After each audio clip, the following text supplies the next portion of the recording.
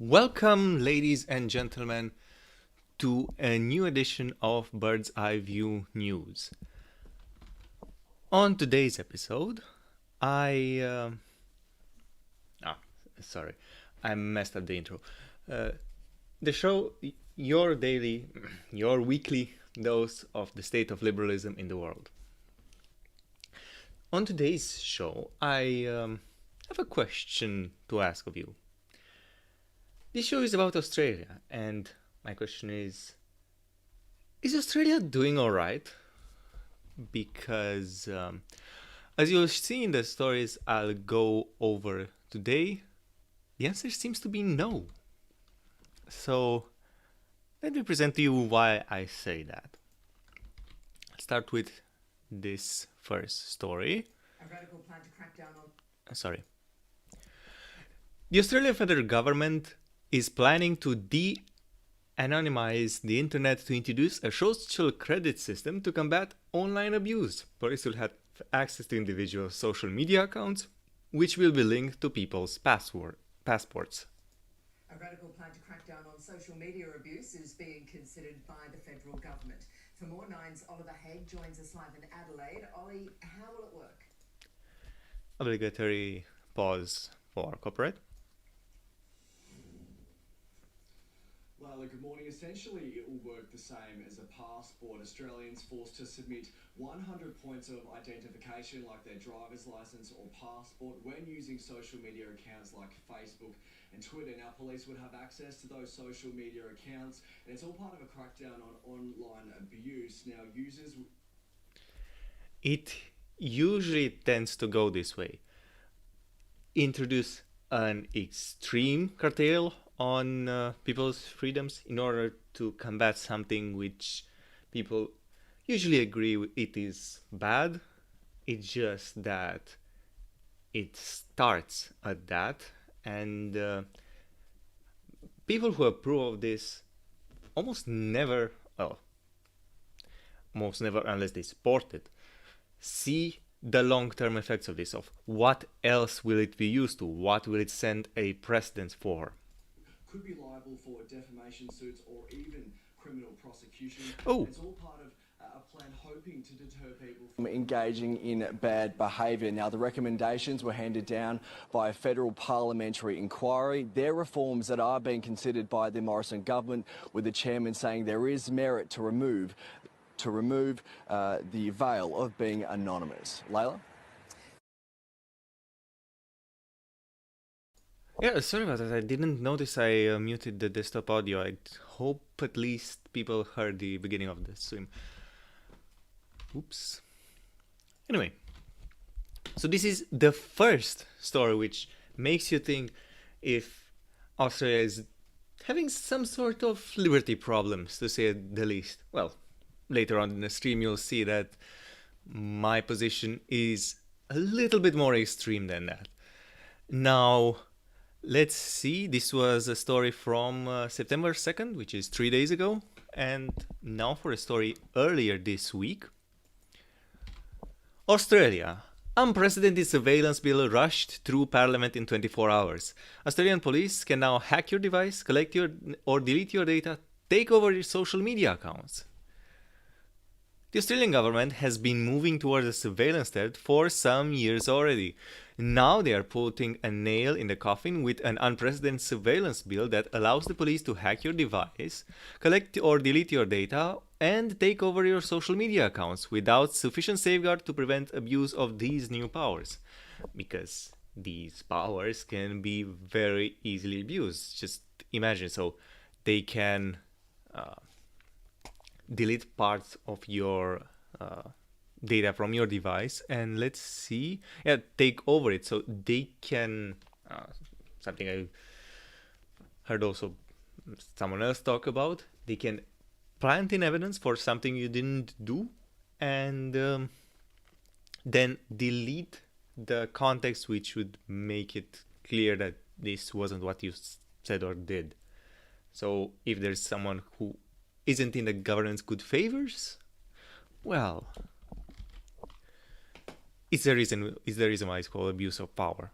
This month, the Australian government has passed a sweeping surveillance bill worse than any similar legislation in any other Five Eye country. The Surveillance Legislation Amendment Identity and Disrupt Bill 2020 gives the Australian Federal Police AFP and the Australian Criminal Intelligence Commission ACIC three new powers for dealing with online crime. 1. Data Disruption Warrant gives the police the ability to disrupt data by modifying, copying, adding, or deleting it. 2. Network Activity Warrant allows the police to collect intelligence from devices or networks that are used or likely to be used by those subject to the warrant. 3. Account Takeover Warrant allows police to take control of an online account, e.g. social media, for the purposes of gathering information for an investigation. The two Australian law enforcement bodies, AFP and ACIC, will soon have the power to modify, add, copy, or delete your data should you become a suspect in the investigation of a serious crime. Well, yeah, as I was saying about precedents, yeah, they're saying serious crime now, but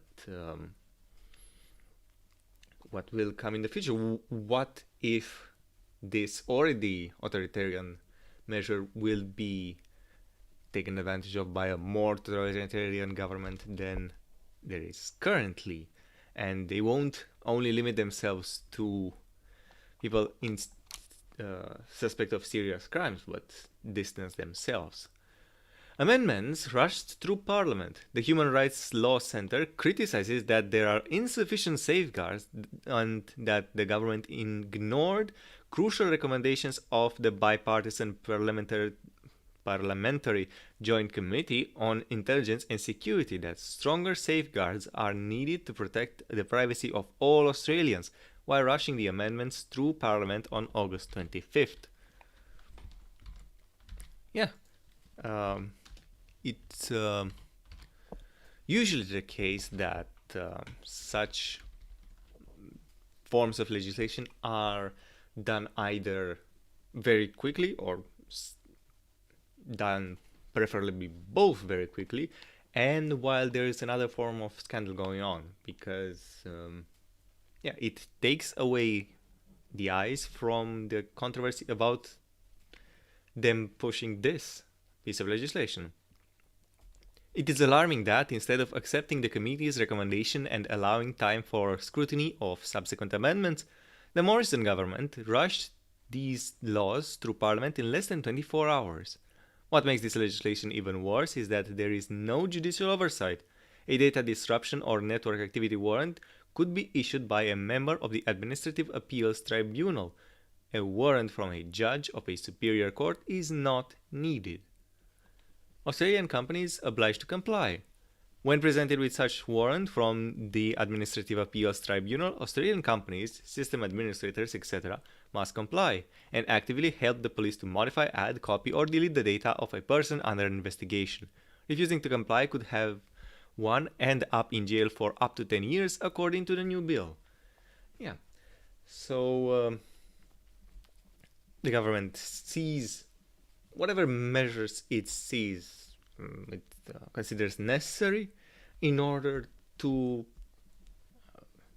enforce its will. In this case, to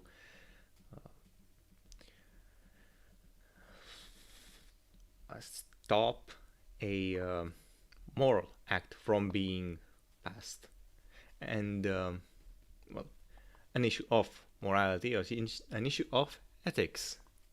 And let's get over this a little bit more, because I will be talking about the ethical state in a few minutes.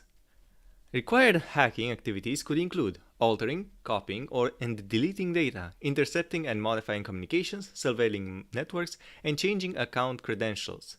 Justification for the bill. Let's see how they attempt to make a case for this, but obviously the criticism is valid and a serious reason for concern, at the very least for Australians, and hopefully for this will be an alarm sign for anyone else in the free world. Politicians justify the need for the bill by stating that it is intended to fight child exploitation, CSAM, and terrorism, which is usually the case. Yeah, usually it's the case that something incredibly forceful and authoritarian is passed in order to combat something which everyone agrees it is bad. But there are ways to fight bad things which are not this. However, the bill itself enables law enforcement to investigate any serious Commonwealth offense or serious state offense that has a federal aspect. So yeah, according to their own definition, it's more expansive than they are claiming for PR to be. In fact, this wording enables the police to investigate any offense which is punishable by imprisonment of at least 3 years, including terrorism, sharing child abuse material, violence, acts of piracy, bankruptcy, and company violations and tax evasion. Criticism of the surveillance bill. As I said, this is very needed. The Australian surveillance bill was heavily criticized by Senator Lydia Thorpe, the Greens spokesman for justice. The Richardson Review concluded that this bill enables the AFP and ACIC to be judge, jury, and executioner. That's not how we deliver justice in this country. The bill does not identify or explain why these powers are necessary, and our allies in the United States, the United Kingdom, Canada, and New Zealand do not grant law enforcement these rights. In effect, this bill would allow spy agencies to modify, copy, or delete your data with a data disruption warrant, collect intelligence on your online activities with a network activity warrant. Also, they can take over your social media and other online accounts and profiles with an account takeover warrant. And the article is approaching its end with a section on the end of human rights. The new Australian surveillance bill signals the end of respect for human rights in Australia. For lawyer Agnes Murray, chair of Electronic Frontiers Australia's policy team, the hacking powers pose a serious risk to our civil liberties. This is now a regime in Australia where we have conferred power of law enforcement agencies to hack Australians and potentially overseas persons' computers and to take over accounts and modify and delete data on those accounts, he told Information Age. Australia doesn't have constitutionally enshrined rights to political speech and other human rights, but if we're going to give law enforcement these powers, that should be checked and balanced against a human rights instrument at a federal level. Murray warns that there could come a point where this power is used against society. As I said earlier in the stream, this is obviously, it makes it way too easy to take advantage of. They have basically complete authority over online activity with this bill. In theory, at least, the police could put something like child exploitation images onto a computer. While something like this is not the intention of the bill, there is also no significant safeguards against it. Yeah, it's too easily abusable. By the framing of it, the very concept itself, I doubt there would be any safeguards which would cause any level of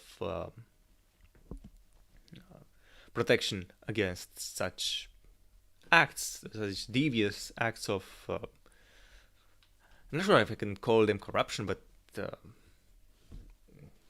manipulation and false sting operation. Surveillance is power. Having the ability to secretly hack into people's computers, take over their social media channels, and spy on them fundamentally undermines our right to privacy. Surveillance is power, and that is a threat to our free and open societies. In Germany, we know from recent history how devastating a surveillance state is. Together we must fight for privacy. Okay. So, since the Australian government, at least at the moment, seems to enforce incredibly authoritarian measures, well, at least seems to create the legal framework to enforce these measures in order to take actions on moral grounds, it's time to talk a little bit about the ethical state. And the ethical state is a fascist concept which asserts that the state is the progenitor and responsible for enforcing ethics, and that society itself cannot reinforce it. I will read to you now from The Doctrine of Fascism by Mussolini. It's a comparison between liberalism and fascism. So it goes like this. Liberalism denied the state in the name of the individual. Fascism reasserts the rights of the state as expressing the real essence of the individual, and if liberty is to he the attribute of living men and not of abstract dummies invented by individualistic liberalism, then fascism stands for liberty and for the only liberty worth having, the liberty of the state and of the individual within the state. The fascist concept of the state is all-embracing. Outside of it, no human or spiritual values can exist, much less have value. Thus understood, fascism is totalitarian, and the fascist state, a synthesis and a unit inclusive of all values, interprets, develops, and potentiates the whole life of a people. So we had that, the state as a progenitor of ethics. And what I'm trying to say here is that any form of enforcement of an ethical state, of the state imposing morality on the citizenry, is essentially proto-fascist. And this applies in all manner of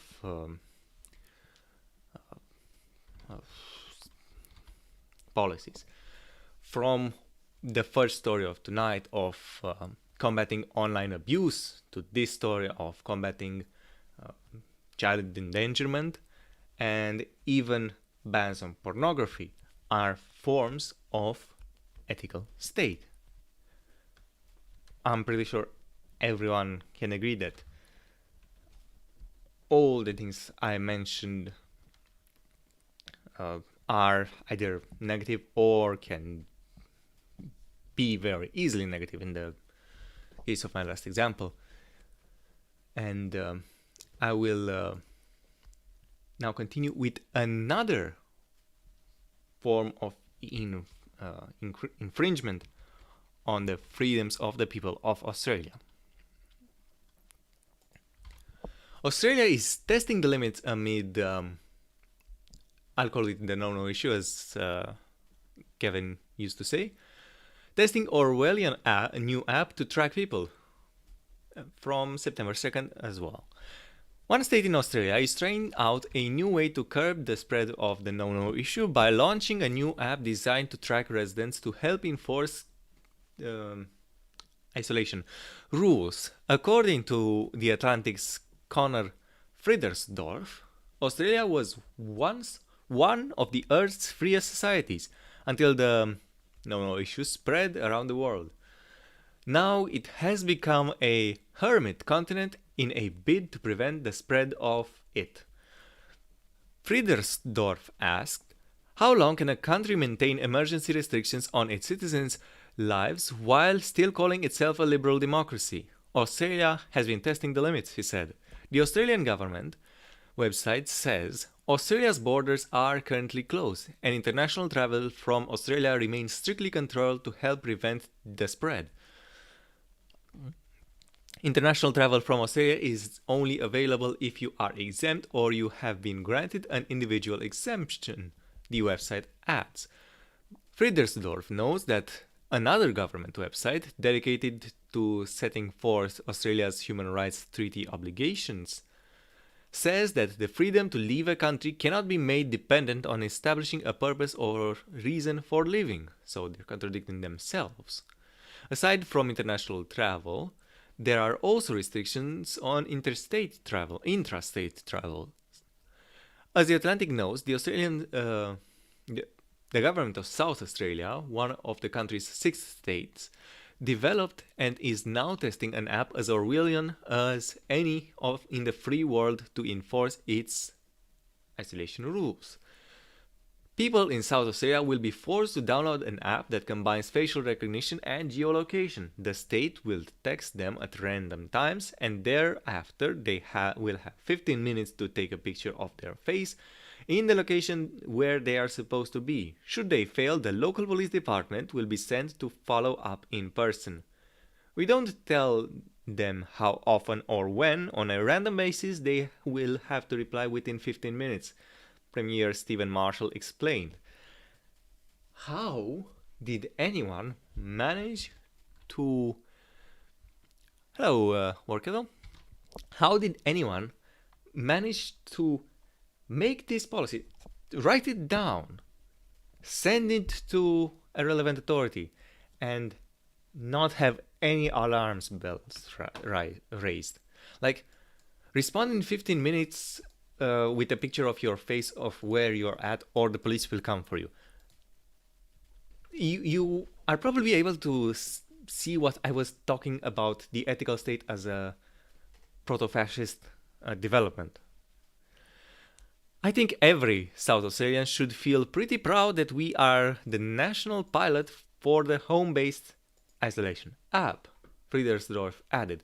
How can you be so tone-deaf to celebrate such a massive restriction on liberty? Australia has made headlines in recent days over clashes in Melbourne and Sydney between police officers and people protesting measures after stay-at-home orders were extended. In another example of the harsh measures designed to prevent the spread, one local government reportedly fatally shot dogs that were supposed to go to a shelter in another town due to concerns that the shelter employees could spread it. Meanwhile, other states have imposed curfews and deployed the military to enforce isolation. Okay, so this seems to be the story. Well, this is the story, which was compared with what happens in Afghanistan, where some service dogs were left behind, and the Taliban was treating them alright, even though dogs are haram in Islam. They are only in one of the hadiths, or in Al-Bukhari, it said that they could be used for hunting, but not as pets. And the hadiths stay neutral on that. So even the Taliban has a more humane treatment of dogs than the Australian government. I didn't expect to find this here, and it horrifies me. I work at we're presenting stories on the state of liberalism in Australia right now, and it's not good. And these were the 3 stories I had for today, and what I still have left is to remind to everyone that the channels section on my page is for various content creators which are endorsed by the channel, and they have information which is very useful for various liberal causes. And since we're talking about Australia, I'm going to highlight the channel which is centered around exactly that, which is Avi Yemini of Rebel News Australia. If you go to Avi's channel, you'll see presented in an Australian context the abuses of power by the police, especially in this period. So you can see that he has basically daily content as well of various interviews and videos of people who are abused by the police in this time, or videos such as this, like police do it again after losing round 1. I won't play any of the videos. You can find it on my channel and see. So yes, the state of Australia is quite dreadful, I would say. I have no idea what anyone plans to do to curb this, but if you live in Australia, I recommend that you contact your politicians. If someone is from there, you could post in the comment section what you are doing about it, what other people can do as well. If you didn't know about any of this, please share your opinion. Say what else have you noticed that is of concern, in what other ways the ethical state is being enforced.